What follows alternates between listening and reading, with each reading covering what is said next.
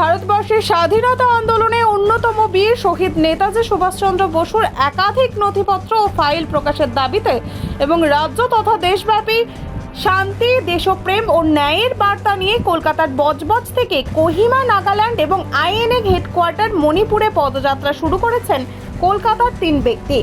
তাদের মূল দাবি হলো ভারতবর্ষের স্বাধীনতা আন্দোলনের অন্যতম বীর শহীদ নেতাজি সুভাষচন্দ্র বসুর একাধিক তথ্য গোপন করা হয়েছে। সত্য ঘটনা ইতিহাসে তুলে ধরা হোক সাধারণ মানুষের সম্মুখে, এই দাবি নিয়েই তাদের এই পদযাত্রায় 3 সদস্য আজ আমাদের চেতনা নিউজের সংবাদ প্রতিনিধির মুখোমুখি হয়ে মুর্শিদাবাদের বেলডাঙ্গা 34 নম্বর জাতীয় সড়কে কি বলছেন আসুন শুনে নেব তাদের মুখ থেকেই বিস্তারিত।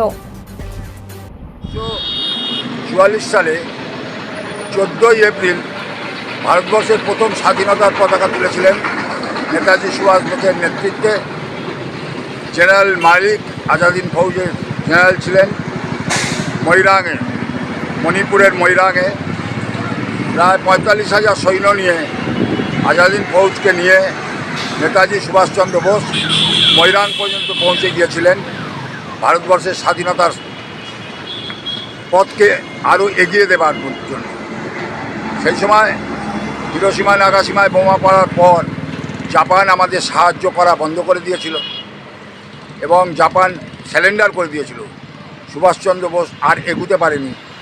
কিন্তু যে লোকটি, যে নেতা ভারতবর্ষের বীর নেতৃত্ব, সে তারপর থেকে একদম পৃথিবীর বুক থেকে কোথায় হারিয়ে গেল আমরা জানি না।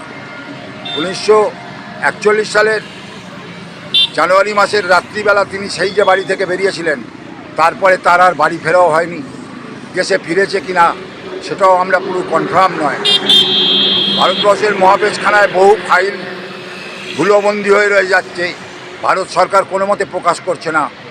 রাইট টু ইনফরমেশন অ্যাক্টে যদি সেই সমস্ত তথ্য প্রকাশ করা হয়, ভারতবর্ষের মানুষের কাছে আরও পরিষ্কার হয়ে যাবে নেতাজির অন্তর্ধানের পর থেকে দেশের জন্য, জাতির জন্য এবং ভারতবাসীর জন্য তার যে আত্মত্যাগ, স্বাধীনতার জন্য যে করণীয় তার পদক্ষেপ ছিল, তিনি তার প্রতিফলিত করার চেষ্টা করেছেন। ভারতবর্ষের মাটি থেকে সেদিন রাত্রিবেলা নিঃশব্দে তিনি বেরিয়ে চলে গিয়েছিলেন। পাঞ্জাব এবং লাহোর, কান্দাহার হয়ে তিনি রাশিয়ায় গিয়েছিলেন। রাশিয়া থেকে তিনি জার্মানি গিয়েছিলেন ভারতবর্ষের স্বাধীনতা লাভের সাহায্য চাওয়ার জন্য।